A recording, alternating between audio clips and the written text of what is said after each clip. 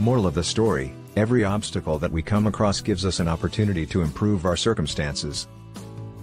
Hi everyone, welcome to our channel, Kiel Vlogs. Our story for today is about the obstacle in our path. Enjoy watching the story.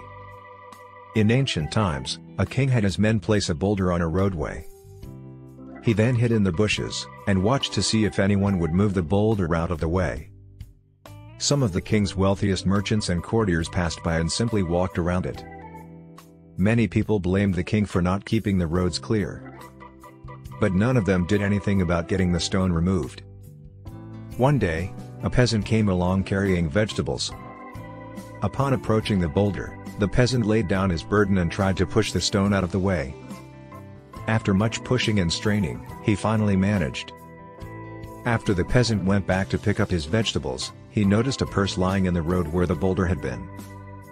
The purse contained many gold coins and a note from the king explaining that the gold was for the person who removed the boulder from the road.